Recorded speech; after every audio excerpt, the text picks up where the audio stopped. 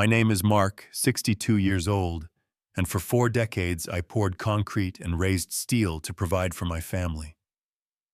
The annual fishing trip with my son Jackson was supposed to reconnect us. Instead, as we stood on my beloved boat, second wind miles from shore, something in his eyes changed. His hands slammed into my back, and suddenly I was airborne. "Say hello to sharks, Dad," were his chilling words as I plunged into the cold Atlantic. Before I continue this unbelievable story, let me know where you are watching from. Hit that subscribe button and prepare yourself for what happened next. The construction business taught me many things, but nothing prepared me for what my own flesh and blood would do. I grew up in a small coastal town in Maine, where the rhythm of the tides marked the passage of time, and fishing wasn't just a hobby, it was a way of life. My father, a weathered fisherman with hands like leather and a heart of gold, took me out on his boat every weekend from the time I could walk. He taught me to respect the ocean, to read its moods, and to find solace in its vastness. Those were the lessons I wanted to pass down to my own son. I met Laura at a friend's barbecue in the summer of 1982. She had the most beautiful smile and laughed at my terrible jokes. Within a year, we were married in the same church where my parents had exchanged their vows. We bought a modest house near the water, and I worked long hours at the construction company to make our mortgage payments. Laura worked as a nurse at the local hospital, and between our schedules, we barely saw each other those first few years. But we were building something together, a foundation for our future family. When Jackson was born in 1993, I felt a kind of love I had never experienced before. Holding that tiny human in my calloused hands, I made a silent promise to give him everything I never had. I would work harder, save more, be there for him in ways my own father, devoted as he was to providing, sometimes couldn't be. Those early years with Jackson were magical. He was a curious child, always asking questions, always wanting to explore. His first steps, his first words, his first day of school, I treasured each milestone. By the time Jackson turned 8, I took him on his first fishing trip. His eyes lit up when he caught his first fish, a small bass that we threw back. "One day, this will all be yours," I told him, gesturing to the boat my father had left me. He nodded eagerly, and I thought our bond would be unbreakable. But something changed as Jackson entered his teenage years.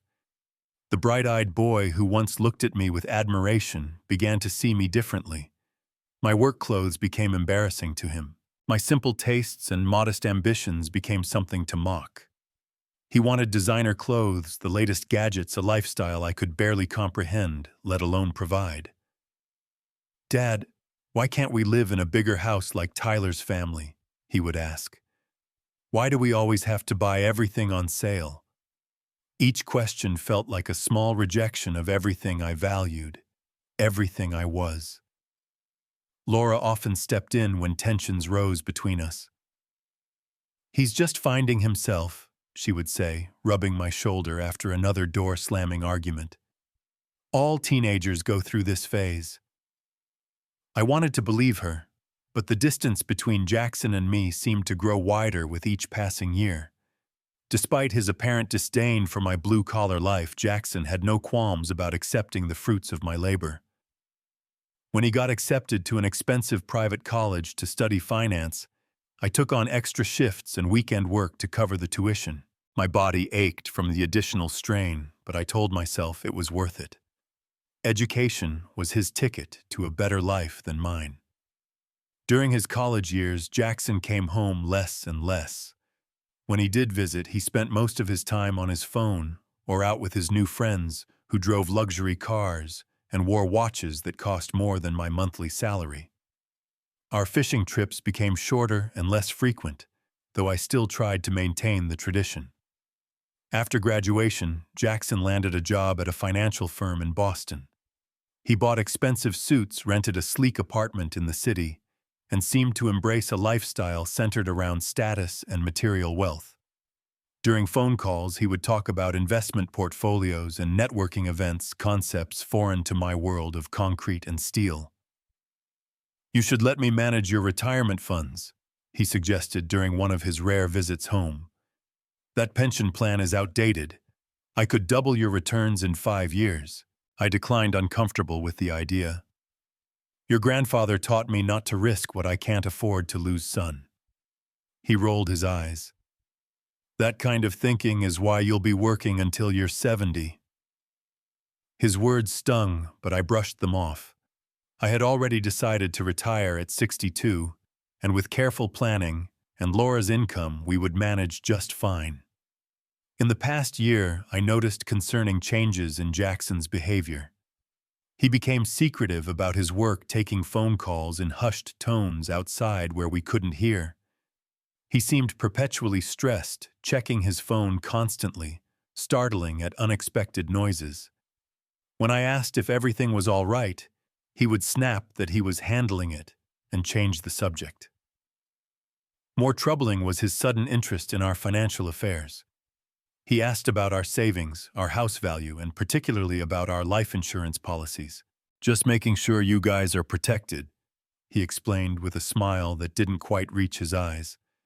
"It's what I do for a living, after all." During Thanksgiving dinner last year, things came to a head. Jackson arrived 3 hours late, clearly agitated, barely touching the meal Laura had spent all day preparing.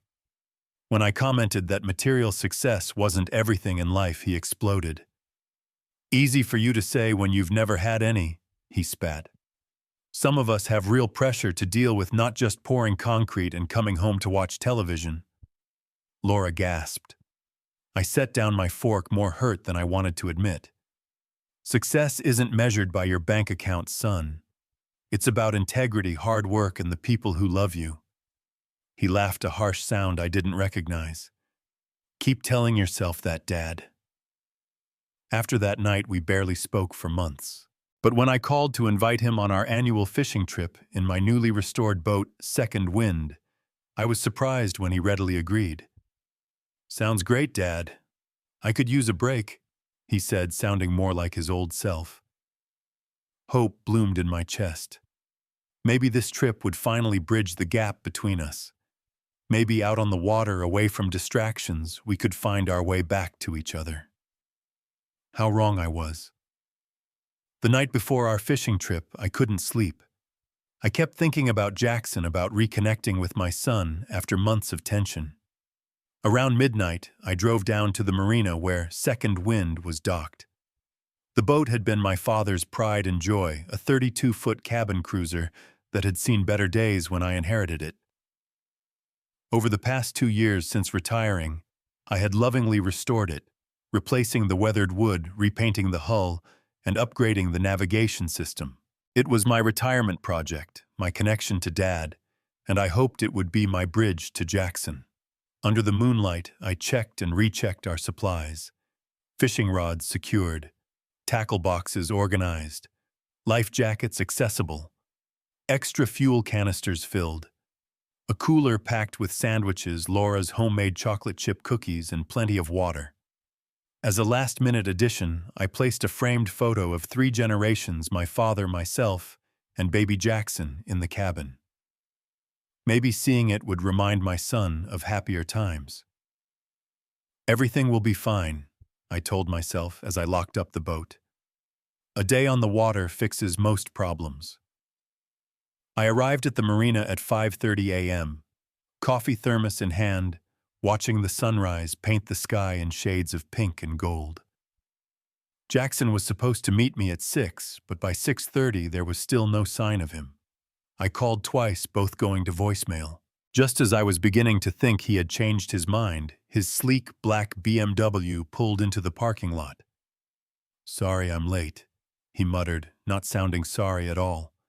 He was dressed all wrong for a fishing trip, wearing designer jeans, a cashmere sweater, and leather loafers that probably cost more than all the fishing gear on my boat combined. No hat to protect from the sun, no layers to adjust to changing temperatures on the water. "Did you bring a jacket?" I asked. It gets cold out there, especially if the wind picks up. He patted a small duffel bag. Got everything I need.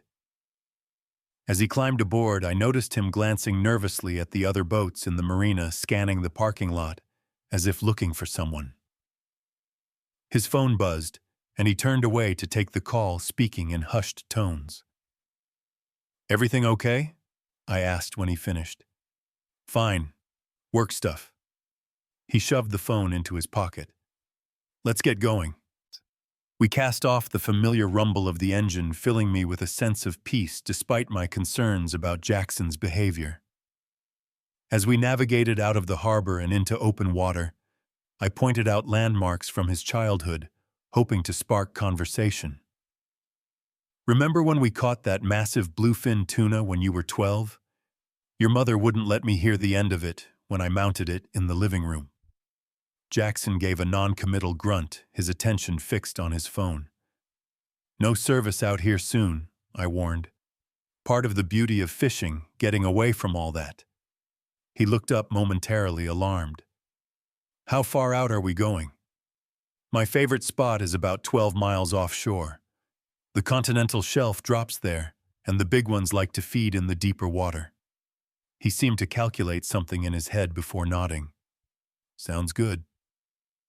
The next hour passed in awkward conversation. I tried to ask about his work, his life in Boston, his friends, but his answers were clipped, distracted.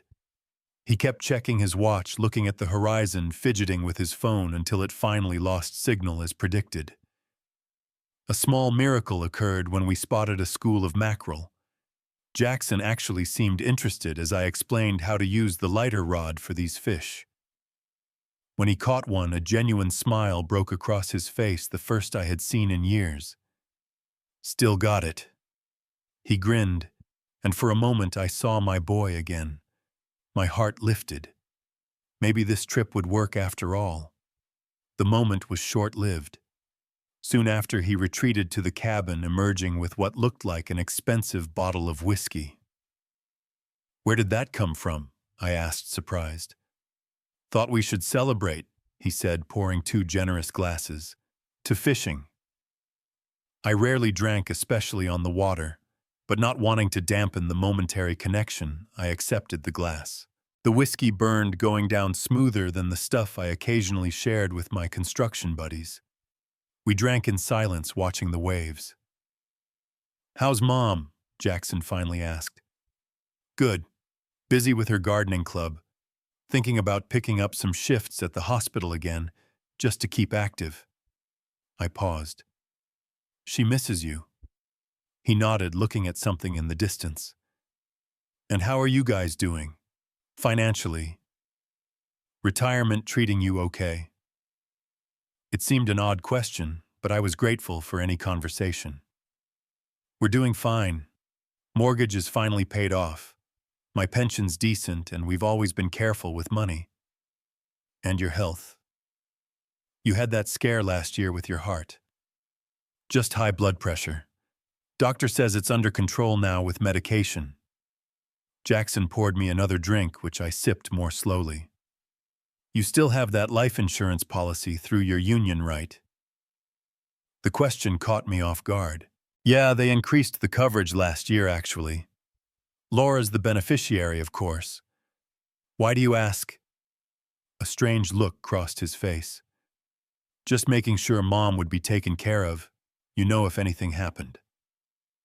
Something about his tone made me uneasy, but I pushed the feeling away. He was in finance after all, these were the kinds of things he thought about. "Let me take a picture of you, Dad," Jackson suddenly suggested, pulling out his phone. "With your boat. Mom would like that." I stood up, steadying myself against the slight rocking of the boat, moving toward the starboard side where the light was better. Jackson directed me to stand closer to the edge. "Perfect," he said, coming to stand beside me, phone held up as if framing the shot. I smiled for the camera, and that's when I felt his hands slam hard against my back, a violent, deliberate shove. There was no mistaking it for an accident. The force of it sent me flying over the railing. In the split second before I hit the water, I heard his voice cold and detached. "Say hello to sharks, Dad." The impact with the water knocked the wind from my lungs. The cold Atlantic closed over my head, and for a moment, shock prevented me from moving. When I surfaced, gasping and sputtering, I looked up to see Jackson staring down at me. His phone pointed my way, taking photos of my struggle. The expression on his face, the complete lack of emotion, told me everything I needed to know. My own son had just tried to kill me. "Jackson!" I shouted, water filling my mouth. "What are you doing? Help me!" He didn't respond, just kept taking pictures. Then he disappeared from view. Moments later, I heard the engine roar to life. My boat, my father's legacy, began to move away with my son at the helm, leaving me behind in the vast, cold ocean. "Jackson!" I screamed until my voice gave out. But the boat kept going, growing smaller in the distance until it was just a speck on the horizon. Treading water weighed down by my clothes, the realization hit me with more force than the ocean. My son had planned this. The questions about insurance, the whiskey to dull my reflexes, the calculated push, the photos probably for proof of some kind. This wasn't a spontaneous act of rage. This was premeditated. The thought was so monstrous, my mind initially rejected it. There had to be another explanation. Maybe he panicked. Maybe he was going for help. But deep down I knew. The words, "say hello to sharks," echoed in my head, revealing a level of cruelty I couldn't comprehend, not from my own child, not from the baby I had once cradled in my arms. As the reality of my situation sank in a different kind of coldness spread through me, one that had nothing to do with the temperature of the water. It was the bone-deep chill of the most profound betrayal imaginable. The Atlantic in May is no swimming pool. 55-degree water will kill you slowly, but it will kill you. Hypothermia, exhaustion, drowning, all likely outcomes for a 62-year-old man thrown overboard miles from shore. And then there were the sharks, Jackson's parting taunt ringing in my ears. My first instinct was pure panic, thrashing and yelling, though there was no one to hear. My clothes, waterlogged and heavy, pulled me down like anchors. The construction boots I'd worn for decades of work now threatened to drag me to the bottom of the ocean.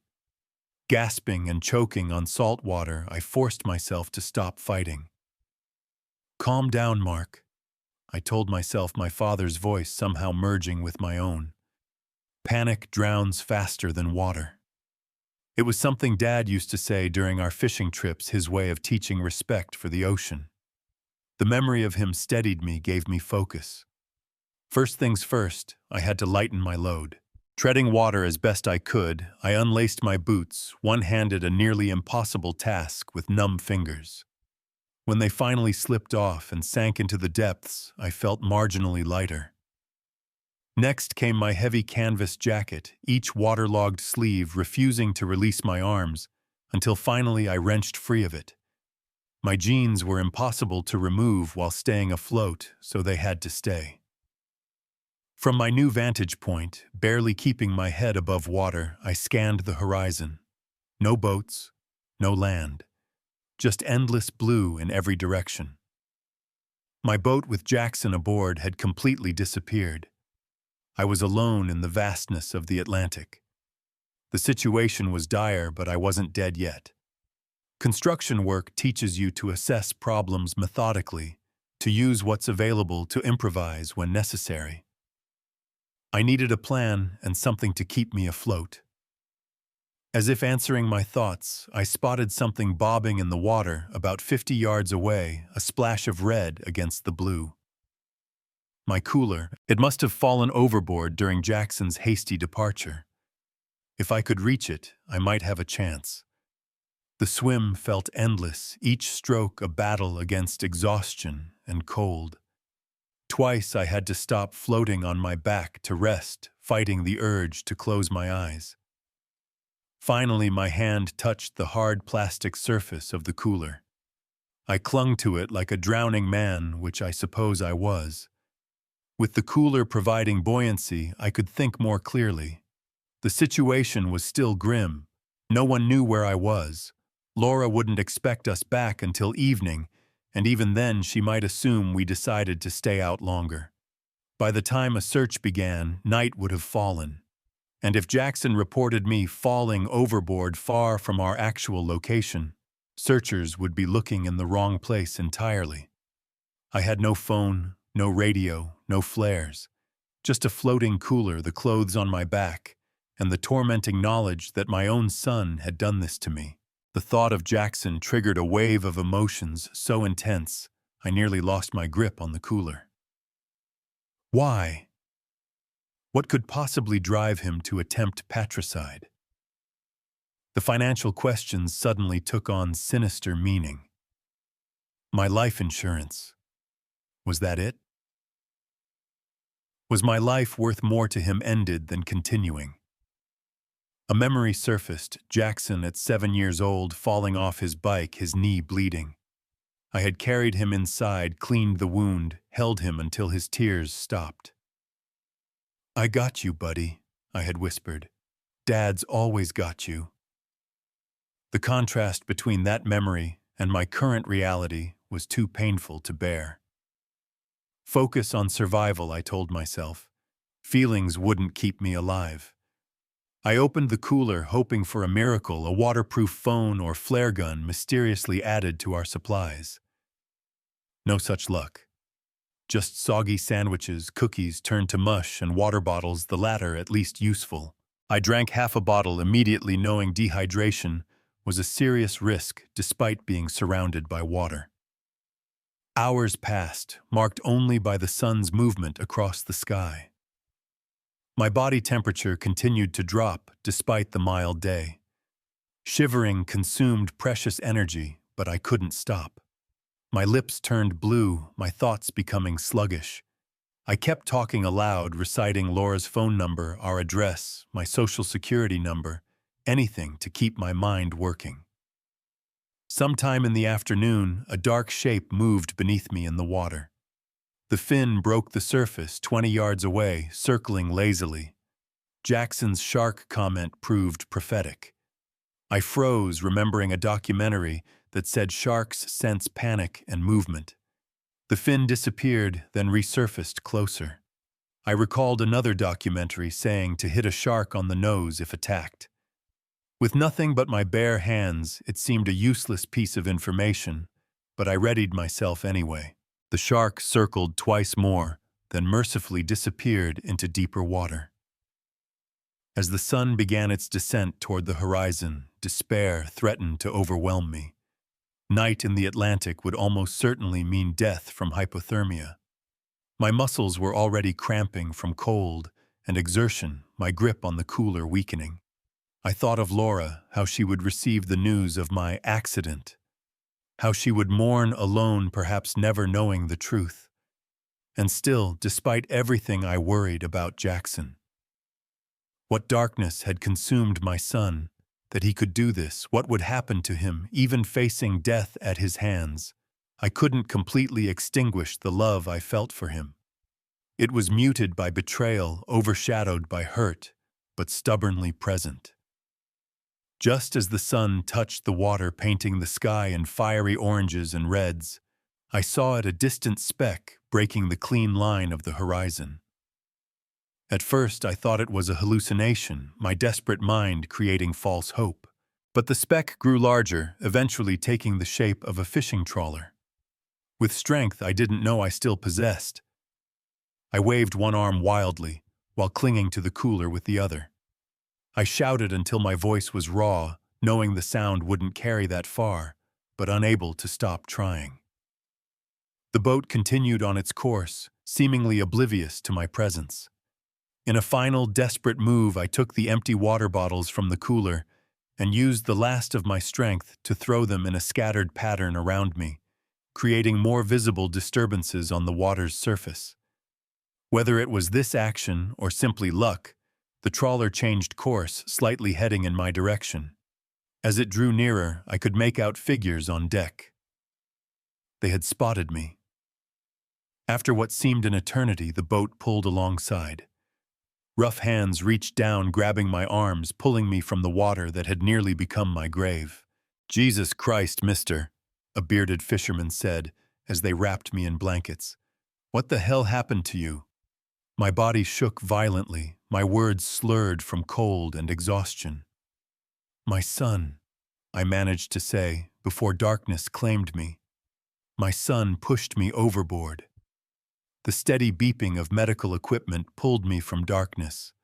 White-sealing antiseptic smell tubes in my arm, an oxygen mask over my face all told me I was in a hospital before my sluggish brain fully processed my surroundings. When I tried to move, pain shot through my body, every muscle protesting the slightest effort. Mark, can you hear me?" Laura's voice. I turned my head slightly, wincing at the stiffness in my neck. She sat beside the bed, her face lined with worry, eyes red from crying. When she saw me looking at her, she burst into fresh tears, clutching my hand. "Oh, thank God," she sobbed. "They said you would wake up soon, but I was so scared." I tried to speak, but my throat felt raw, my voice emerging as a harsh whisper. "Water?" She helped me sip from a plastic cup, removing the oxygen mask momentarily. The cool liquid soothed my salt-burned throat. "What happened?" I managed to ask. Laura's expression changed, grief mixing with something else, something harder. "You don't remember."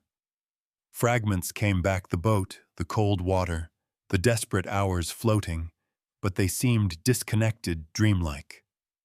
"Some," I croaked. "The fishermen, they saved your life," she confirmed. "You had severe hypothermia, water in your lungs. The doctor said a few more hours." She couldn't finish the sentence. Then a more complete memory surfaced, the most important one. Jackson's hands on my back, the deliberate push, his cold voice. "Jackson." I said the name like ashes in my mouth.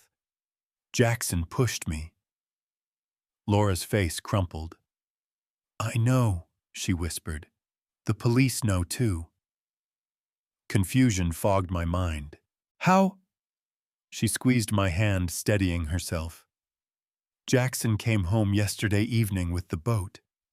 He was distraught. Told me there had been a terrible accident, that you had fallen overboard while taking pictures. Said he searched for hours but couldn't find you, panicked, and came back for help." The lie infuriated me despite my weakness. "Not what happened," I insisted. "I know," she repeated. "Detective Wilson is handling the case. He's been waiting to talk to you, but there's already evidence." "What evidence?" Laura hesitated, clearly struggling with what to tell me in my condition. "Jackson filed a claim on your life insurance policy this morning, Mark. Before anyone even declared you dead. Before they had even started an official search." The room seemed to tilt. "He tried to cash in already." She nodded, tears streaming down her face. "There's more." The detective found searches on Jackson's computer for boating accidents, drowning statistics, undetectable murder methods. They found photos on his phone, Mark. Photos of you in the water, struggling. The memory of Jackson standing at the rail, coldly documenting my fight for survival, hit me with physical force. I closed my eyes against the pain of it. "Why?" I whispered, the question directed as much to myself as to Laura. "Why would he do this?" Laura wiped her eyes. "Detective Wilson says Jackson owes a lot of money to dangerous people. Gambling debts, bad investments, loans with enormous interest. They threatened him. He was desperate. My son had tried to murder me for money. The thought was so enormous, so monstrous, I couldn't fully comprehend it." "How much?" I asked. "Nearly $800,000. The figure stunned me. My life insurance policy was for $500,000. I had worked my entire life and never seen a fraction of that kind of money. "There's something else," Laura said, her voice breaking. "Last month, Jackson convinced me to sign some papers. He said it was estate planning, that it would protect our assets if anything happened to you. I trusted him, Mark. He's our son." My stomach clenched with dread. "What papers, Laura?" "He had me sign over the house to a trust he controlled. The detective says he was planning to sell it as soon as you were gone." Our home. The home we had scrimped and saved for where we had raised our child. Jackson had planned to take it all to leave his mother with nothing, all to pay off his debts. A knock at the door interrupted us. A middle-aged man in a rumpled suit entered, nodding respectfully to Laura before turning his attention to me. "Mr. Reynolds, I'm Detective Wilson. I'm very glad to see you awake. When you're feeling up to it, I have some questions about what happened on that boat." I looked from the detective to my wife, whose face reflected the same devastation I felt. "I want to tell you everything," I said. "But first, where is Jackson now?" "We haven't arrested him yet," Wilson replied. "We wanted your statement first, but we've been monitoring him. He believes we're still conducting a search and rescue operation for you. He doesn't know you were found." The idea that Jackson thought he had succeeded, that he was waiting for news of my death, sent a chill through me despite the warm hospital blankets. I had to process not just the trauma of nearly dying, but the knowledge that my own child had orchestrated it. A hospital psychiatrist visited later that day, a gentle woman who spoke softly about trauma and betrayal. She explained that what I was experiencing was beyond typical grief, a complex trauma that would take time to process. "The bond between parent and child is primal," she said. "When that bond is violated in this way, it challenges our most basic understanding of the world." She was right. Nothing in my 62 years had prepared me for this. Not the death of my parents, not the physical toll of decades in construction, not financial hardships or health scares. This betrayal existed in a category all its own. Despite the overwhelming evidence and my first-hand experience, part of me still searched for explanations that would make Jackson's actions understandable, if not forgivable. Had I failed him somehow as a father? Had I been too strict, too permissive, too focused on work, not attentive enough to his needs? The psychiatrist seemed to read my thoughts. "This is not your fault, Mr. Reynolds. Adults make their own choices. Your son chose this path." I nodded, but the guilt lingered, intertwined with grief and shock and anger. When Detective Wilson returned for my formal statement, I told him everything from the strained relationship over years to the specific details of that day on the boat. Each word felt like a betrayal of its own, a father testifying against his son. But the greater betrayal had already occurred on the water. "We'll arrest him tomorrow," Wilson said when I finished. "The evidence is overwhelming, especially with your testimony. He'll likely face attempted murder charges, fraud, possibly elder abuse, given your age difference." The legal terms made it all so clinical, so inadequate to describe what had happened between father and son. But the law was all we had to address such a fundamental rupture in the natural order. "What will happen to him?" Laura asked, her voice small. "With the evidence we have, he's looking at substantial prison time," Wilson replied honestly. "I'm sorry." Sorry. Such a small word for such an enormous tragedy. As I lay in that hospital bed, machines monitoring my vital signs, I realized our family would never be the same. The boy I had taught to fish, whose scraped knees I had bandaged, whose college education I had paid for, had tried to feed me to the sharks for an insurance payout. And now he would pay with years of his life. Laura and I held each other and wept, mourning our son, though he still lived, mourning the family we had been and would never be again. After 3 days in the hospital, I was released with strict instructions to rest and follow up with my doctor. Since Jackson believed I was dead, and the police wanted to keep it that way until his arrest, I couldn't go home. Laura arranged for me to stay with her sister Patricia in a neighboring town. Patricia welcomed me with a fierce hug and a bedroom already prepared. "I still can't believe it," she whispered. "Not Jackson. There must be some explanation." There was an explanation, just not one that made it easier to bear. Detective Wilson had uncovered more details about Jackson's financial situation. He had embezzled money from clients at his firm to cover gambling debts, then borrowed from loan sharks to cover the embezzlement. When those debts came due with exorbitant interest, he had turned to the ultimate solution, a desperate and unforgivable one.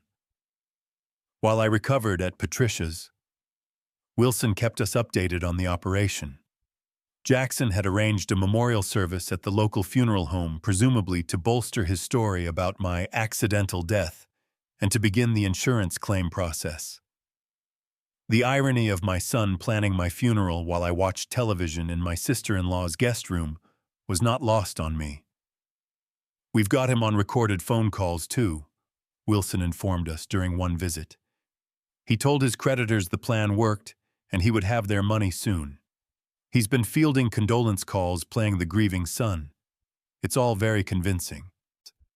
Laura visited daily, bringing clean clothes and updates. She showed me the obituary Jackson had written for the local paper, a flowery tribute to a devoted father taken too soon by the sea he loved. Reading those words, knowing they came from the person who had pushed me into that sea, was surreal. The memorial service was scheduled for Saturday at 2 p.m., 5 days after my near death. That morning I sat in an unmarked police car with Detective Wilson, a block from the funeral home, watching mourners arrive. Friends from the construction company, neighbors, Laura's fellow nurses, all coming to pay respects for a man who was very much alive. "You don't have to do this," Wilson said, as we waited. "We have enough to arrest him without the dramatic entrance."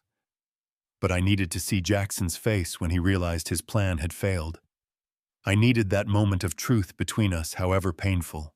At precisely 2:15, after all the guests had arrived, and Jackson had begun his eulogy, according to the officers inside Wilson, and I entered through a side door. We stood at the back of the room as my son spoke tearfully about his loving father and the tragic accident that took my life. Then Wilson nodded, and I stepped forward into the center aisle. The gasp from the assembled mourners was audible. Several people screamed. Laura, who was in on the plan, stood up from the front row and turned to face me, her expression deliberately shocked for the benefit of the charade. Jackson stopped mid-sentence, the color draining from his face. The glass of water in his hand dropped to the floor, shattering in the silence. For a long moment, he stared at me as if seeing a ghost, which in his mind I suppose I was. "Hello, son," I said, my voice carrying in the hushed room. "Dad," he whispered, his voice breaking. Then his eyes darted to the exits, the instinct to flee overtaking him. But uniformed officers already stood at each door. Detective Wilson stepped forward, badge in hand. "Jackson Reynolds, you're under arrest for the attempted murder of Mark Reynolds." As the officers approached, Jackson's facade crumbled completely. "Dad, please," he begged, tears streaming down his face. "It wasn't what it looked like. I can explain." I walked slowly toward him, mourners parting to let me through their faces, showing confusion and shock. When I reached the front, I stood before my son, close enough to touch him, though I kept my hands at my sides.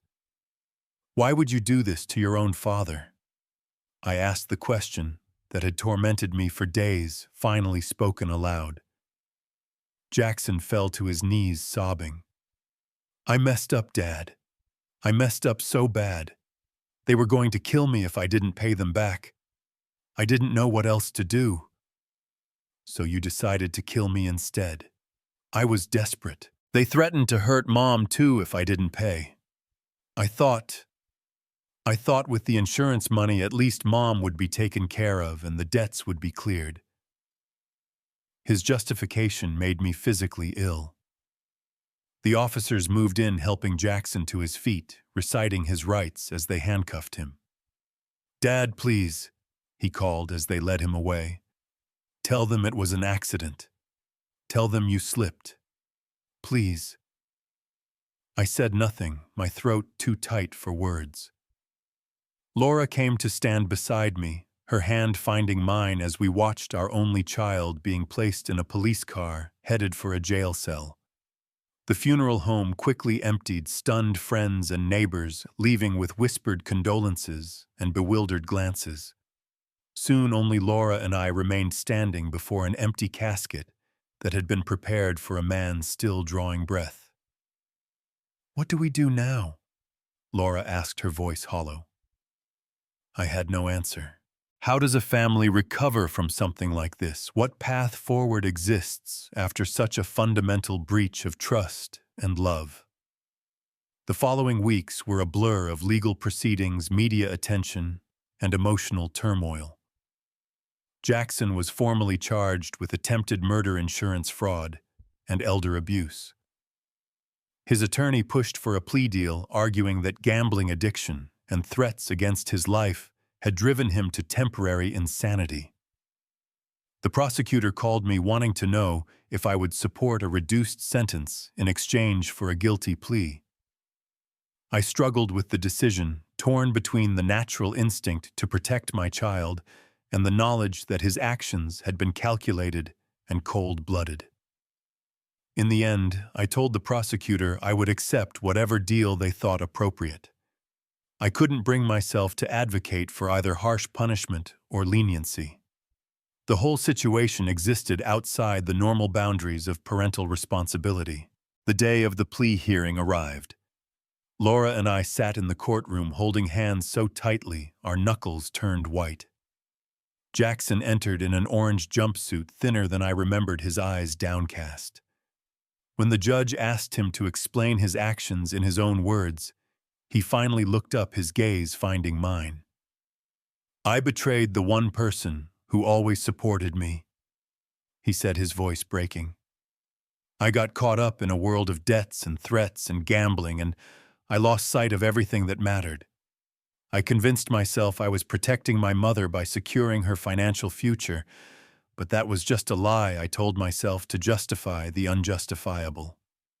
He turned to directly face me. "Dad, I know you can never forgive me, and I don't deserve forgiveness.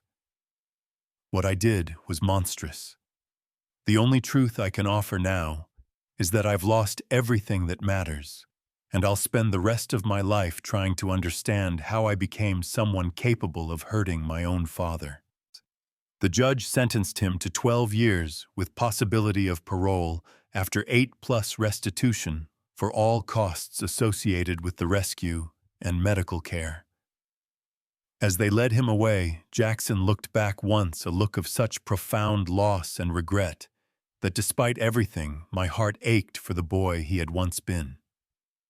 Outside the courthouse, reporters shouted questions about how it felt to be betrayed by my own son.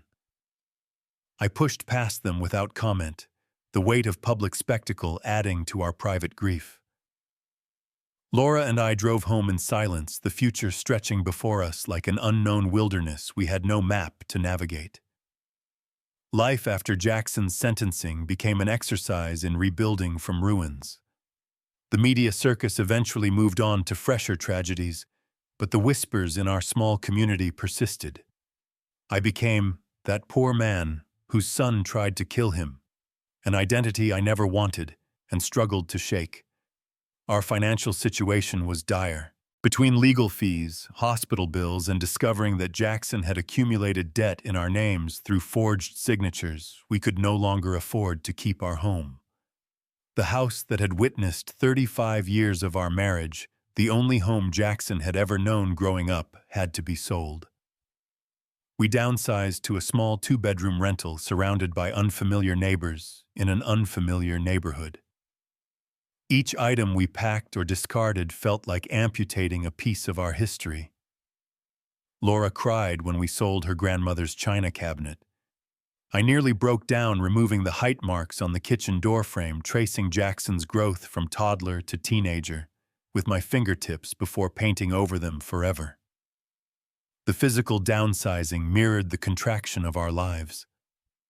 Friends from the old neighborhood gradually stopped calling. Invitations dwindled.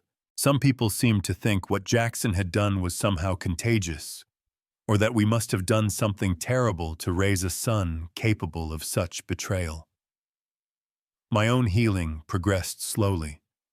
The physical effects of hypothermia and near drowning resolved within weeks, but deeper wounds remained.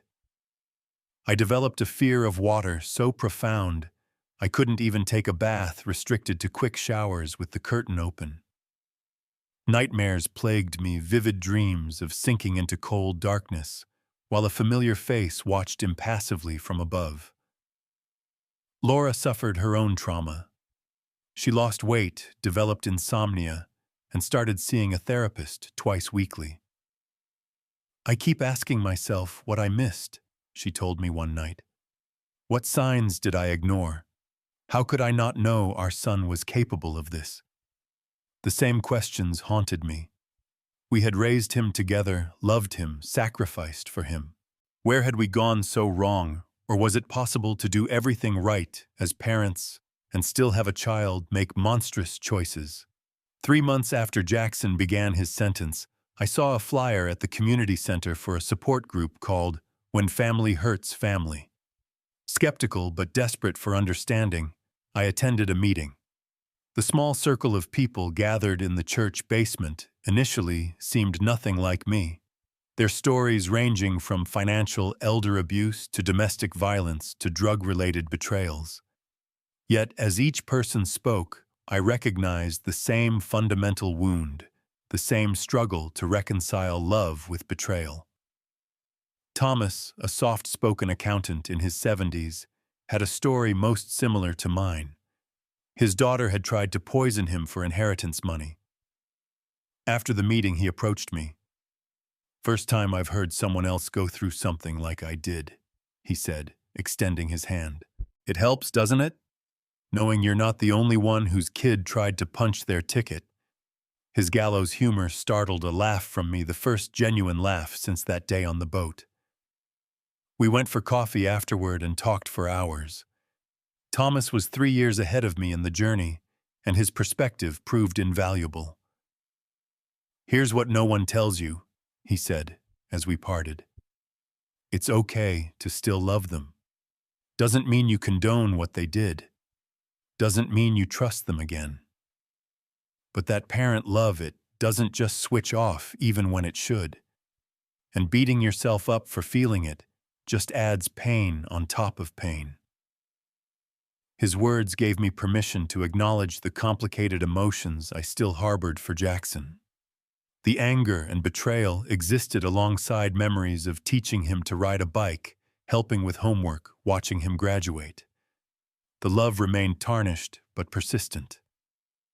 Laura and I eventually joined the support group together. The shared experiences and understanding provided a foundation for our own healing. While other friendships had withered, these new connections, forged in the fire of family trauma, proved surprisingly strong. 6 months into Jackson's incarceration, we received our first letter from him. Laura had been writing to him regularly, but I hadn't been able to bring myself to make contact. His handwriting, once familiar from birthday cards and school notes, now seemed like a relic from another lifetime. "Dear Mom and Dad," he wrote, "the prison psychiatrist says I should write to you both, even if you never read this. I'm trying to understand myself, to trace the path that led me to that moment on the boat. There's no excuse for what I did. None. But I want you to know I'm working every day to become someone different than the person who betrayed you both so terribly." The letter continued with details of prison life therapy sessions and an apology so raw it was difficult to read. I set it aside several times before finishing it. Laura watched me anxiously. "Will you write back?" she asked. "I don't know," I answered honestly. "I'm not ready."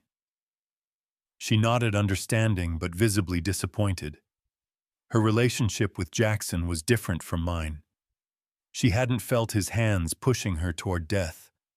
She hadn't seen his face devoid of emotion as he photographed her struggle. Her path to forgiveness, while still challenging, didn't require crossing the same chasm. As months turned into a year, our lives developed new routines. Laura returned to nursing part-time. I found work as a consultant for a small construction company, my experience valued even if I could no longer handle the physical demands of the job. We made new friends through the support group and started attending community events at the local library. The most significant hurdle in my recovery remained my fear of water. Having spent my life finding peace on the ocean, this phobia felt like losing a lifelong friend. Thomas, who had become my closest confidant, suggested exposure therapy. "Start small," he advised.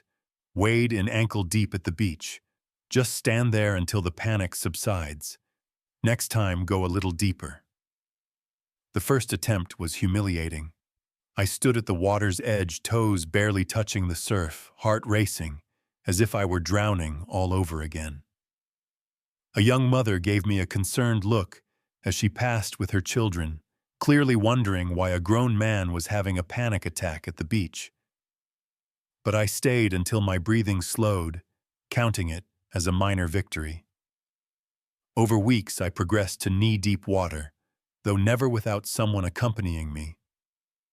Thomas often volunteered his presence, a steadying influence. One day he surprised me by bringing fishing poles to the pier. "No boats," he promised, "just casting from solid ground." That day marked a turning point. The familiar rhythm of casting and reeling, the meditative quality of watching the water, reconnected me to a part of myself I feared was lost forever. I didn't catch anything, but for the first time since the incident, I felt a glimmer of my old identity separate from victim, or the man whose son tried to kill him. Around the same time, I finally wrote back to Jackson, a short note acknowledging receipt of his letters and asking practical questions about his daily life. Nothing emotional, nothing about forgiveness, but communication nonetheless.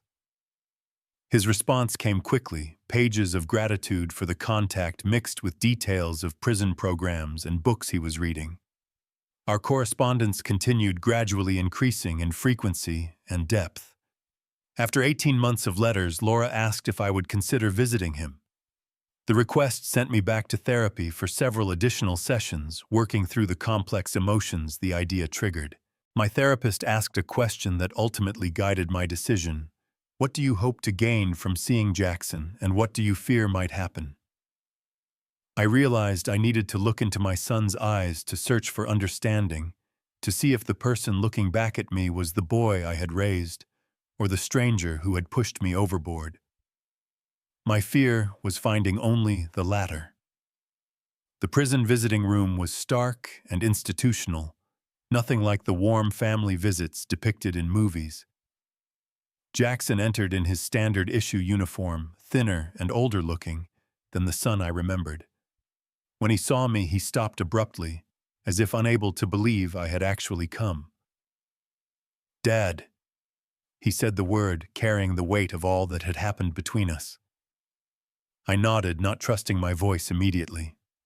We sat across from each other at a small table observed by guards and surrounded by other inmates and their visitors. "I never thought you would come," Jackson said quietly. "Neither did I admitted. The conversation that followed was stilted, awkward, full of landmines neither of us wanted to trigger. We discussed bland topics, the weather books, television shows available in prison. Just as the visit was about to end, Jackson leaned forward. "I dream about it," he confessed, his voice barely audible. "What I did to you. In my dreams, I'm in the water, and you're on the boat watching me drown. It feels like justice." I studied his face, searching for manipulation, finding only what appeared to be genuine remorse. "I dream about it too," I replied. "But we both survived, Jackson. You're here. I'm here. What happens next is up to us." It wasn't forgiveness, not yet, maybe not ever in the complete sense. But it was an acknowledgement that our story wasn't finished, that the worst moment didn't have to be the defining one. The visits became monthly, then bi-weekly. Laura often came with me, the three of us engaging in a careful dance of rebuilding something that could never be what it was before. Jackson participated in every rehabilitation program available, earned his GED, then started college courses through a prison education initiative. "I'm studying psychology," he told us during one visit. "I want to understand myself better, understand what broke inside me." 3 years into his sentence, Jackson became eligible for a work release program, spending days helping at a local shelter for veterans, while returning to prison each night. His counselors reported exemplary behavior, genuine progress in therapy, consistent remorse without excuse-making. By the time his first parole hearing approached, Laura and I had a decision to make. Would we support his early release? The question divided us initially, Laura ready to welcome our son home, me still harboring reservations. "He's changed, Mark," Laura argued. "The person who did that terrible thing isn't who he is anymore." "How can we know that for sure?" I countered. "The stakes of being wrong are too high." We sought advice from Thomas, from our support group, from Jackson's therapists. In the end, we agreed to a compromise. We would support parole with conditions including halfway house residence, continued therapy, and gradual supervised reintegration into our lives. At the hearing, I made a statement that surprised even me with its emotion. My son committed an unthinkable act against me. The physical and emotional scars may never fully heal, but I believe in second chances because I've experienced one myself. I was given a second chance at life when those fishermen pulled me from the ocean. If Jackson receives a second chance today, I believe he will honor it with better choices than his past ones. The parole board granted conditional release. 3 weeks later, Jackson walked out of prison and into a halfway house program 30 miles from our home. Our reunification began with supervised visits, careful conversations, and clear boundaries. On our 40th wedding anniversary, Laura and I renewed our vows in a small ceremony attended by close friends. To my surprise, she asked if Jackson could attend. After much consideration, I agreed. He sat in the back row, respectful and subdued, joining the reception only briefly to offer congratulations before returning to the halfway house. As he was leaving, I walked him to his car, a used sedan purchased with savings from his work release job. We stood awkwardly in the parking lot, the weight of our history between us. "I wish I could go back and change what I did," Jackson said, breaking the silence. "Not just for me, but for you and Mom, for everything you lost because of me." "We can't go back," I replied. "None of us. We can only go forward." He nodded, understanding the implicit message. There would be no magical restoration, no return to the father-son relationship we once had. But there could be something new, something built on honesty, boundaries, and the recognition of our shared humanity, flawed and fragile as it might be. In the years that followed, I found an unexpected calling.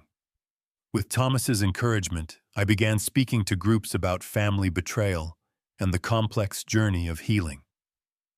Not as an expert, but as someone walking the path one difficult step at a time. I shared my story with parents whose children had committed crimes, with families fractured by addiction or violence, with anyone trying to reconcile love with profound hurt.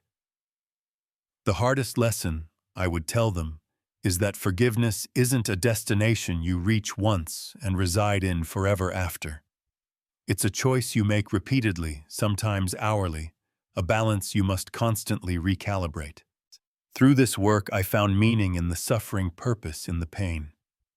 The betrayal that nearly ended my life ultimately transformed it into something with greater depth and perspective.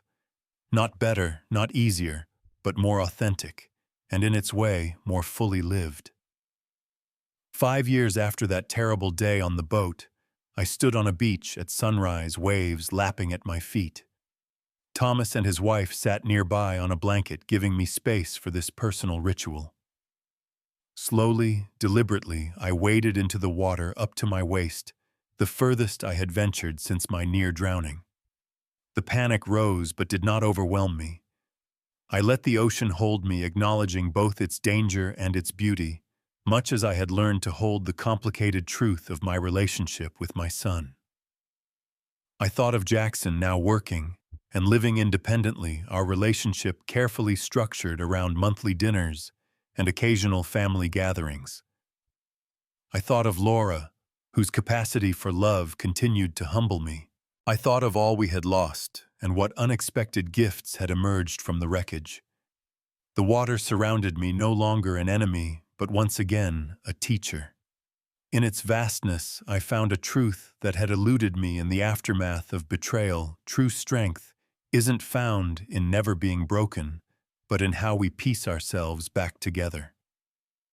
The cracks and scars become part of our story, evidence, not just of what hurt us, but of our capacity to survive, to heal, to continue.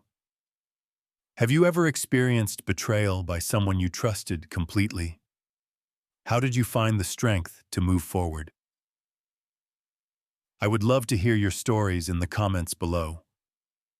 Sometimes sharing our darkest moments helps light the way for others walking similar paths.